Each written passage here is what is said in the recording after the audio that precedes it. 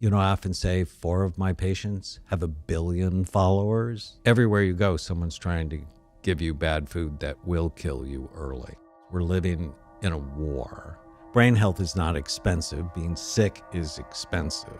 You want a healthy brain? You got to care about it. You want to be armed and prepared to win the fight of your life. Just to pause on that, though, you mentioned Tony Robbins there. When I was reading through your story, it became apparent that you're quite the celebrity psychiatrist, because a lot of celebrities have come out and said that they work with you. Give me a taste. Do some name dropping. Give me a couple of examples.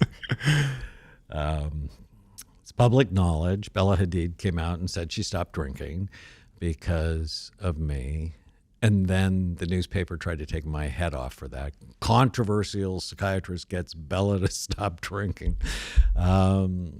Dealing with haters is something I've become quite skilled at.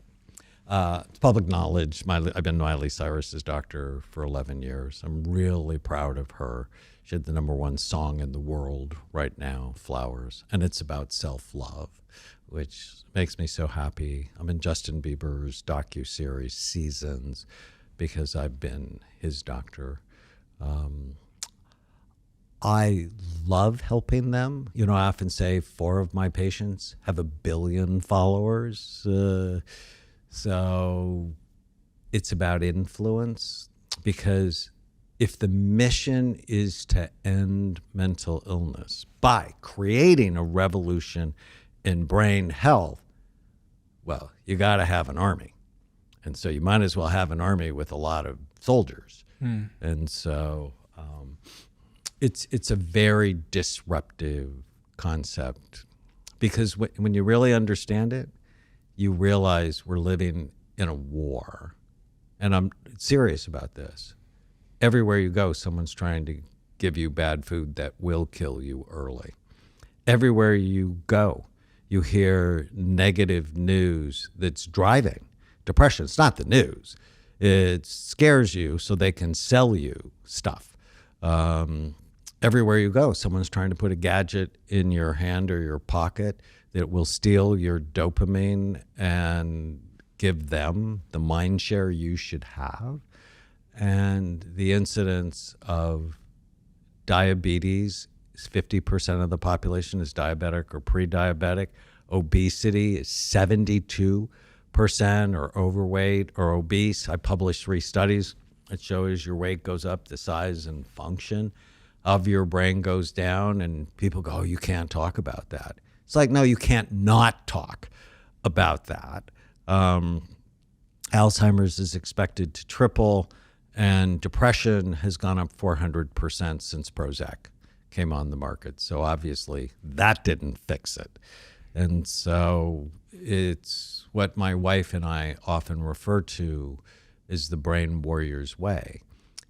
You want to be armed and prepared to win the fight of your life. That's so true.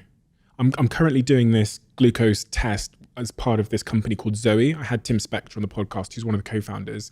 They do personalized nutrition. It's this incredible company based out in the UK.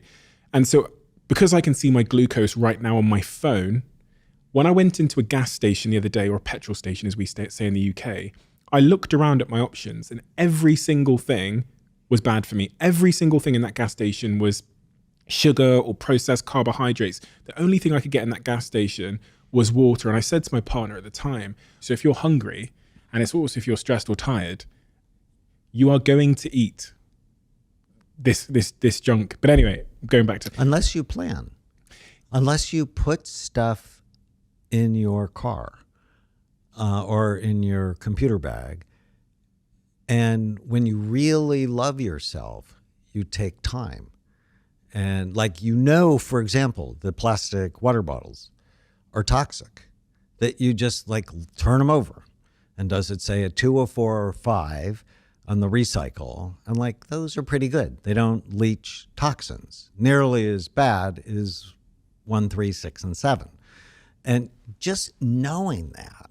See, I always say God gave us a big brain for a reason. It's like when you get motivated, this isn't hard. Brain health isn't hard. Being sick is hard.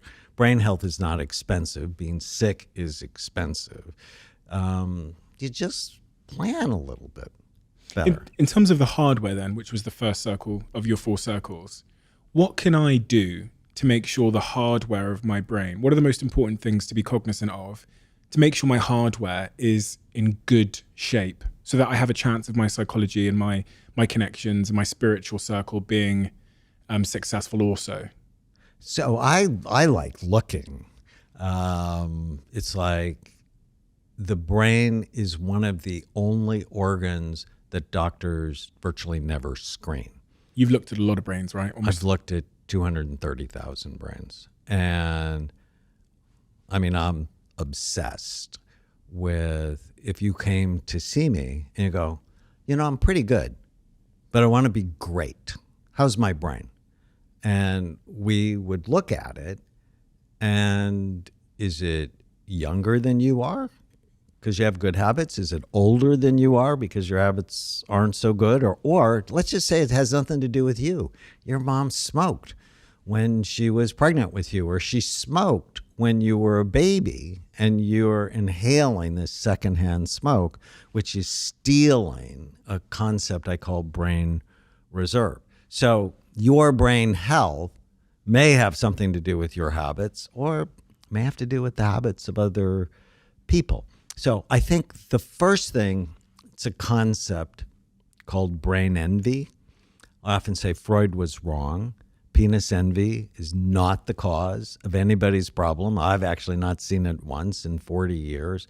He was focused on the wrong organ. It's the brain. And Freud, actually in 1895, said the brain science of my time is not up to the task of explaining patient symptoms, which was true in 1895. So he went off and developed psychoanalysis and had a lot of really nutty ideas, but some really great ideas. But the brain science now can explain a lot of your symptoms. So the first thing is to assess it. And this is 1991. I ordered my first scan. I started scanning everybody I know. I scanned my aunt who had a panic disorder. I scanned my mother who had a gorgeous brain, which fit her life. And then I scanned myself, and it wasn't awesome. And because I played football in high school, had meningitis when I was a young soldier, and I had bad habits. I wasn't sleeping. I ate a lot of bad food. And I was the top neuroscience student in medical school, but I didn't care about my own brain. And when I saw it, that's when I fell in love with it, wanted my mother's brain, the idea of brain envy, and I've been in love with it ever since. And one of my patients said when he saw a scan for the first time, it was like seeing one of his children, and he knew he'd never heard it again. And so that's step number 1. You want a healthy brain? You got to care about it. Step 2 is you have to avoid things that hurt it. And you just have to sort of know the list. And step 3 is engage in regular brain healthy habits. Again, you just have to know the list.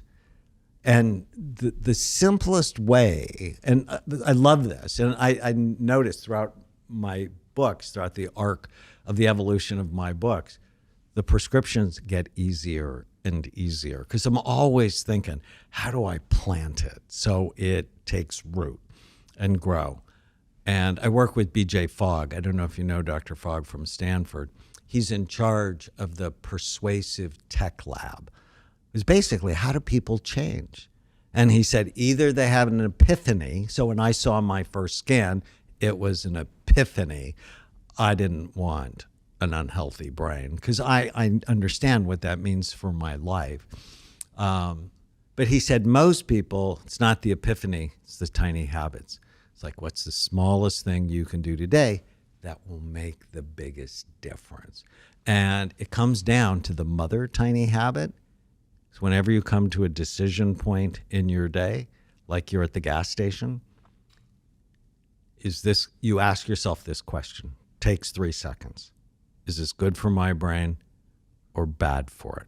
And if you can answer that with information and love, and this is very important, love of yourself, love of your mission, love of your work, you just start making better decisions.